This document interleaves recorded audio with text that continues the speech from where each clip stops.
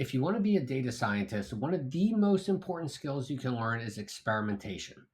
I'm going to show you some code, but first, look how many roles there are on LinkedIn. Just in the last month, there were more than 2,000 results with experimentation just in the US. Here's some: Duolingo, Google, LinkedIn, Hinge, for example. Why is experimentation so important? Well, the power comes from the randomization.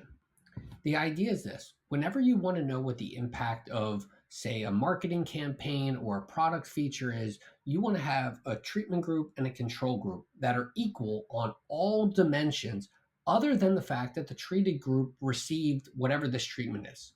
This way, whatever differences in outcomes there are can be attributed to the treatment and not differences between the groups. So let's look at what randomization does.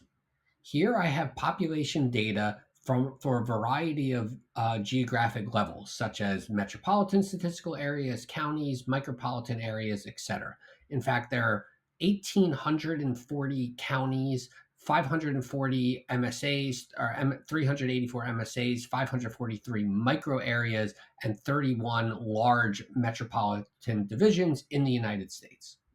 So let's say a stakeholder wanted to treat some of the largest states in America and put Texas, New York, and California in one group and everyone else in another group. If we scroll down here, we can see that there are dramatic differences between the treated and the control group, even before we get to any sort of treatment. For example, the population is about 2.5 times in the treated group than it is in the control group. So even if we see differences in outcomes, we have no idea if it's due to the treatment or due to fundamental differences between these counties. But if instead we randomize them, look how much closer the population estimates are between the treated and the control group. Now, this is what's so important between real world data and in the classroom. Here, even with more than 1,800 counties, they're still not perfectly aligned with the control and the treated group. And this is just on observable differences.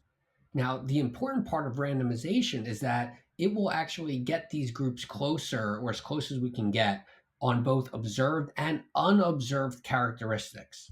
It's the unobserved characteristics that are problematic in data analysis because we can't just add them as controls in a regression.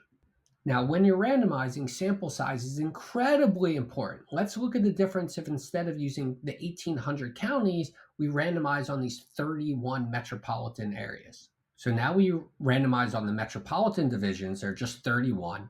And the Texas, New York, California, you can see the population gaps are more than double. But even when we randomize, now it's closer, but it's still a very big gap.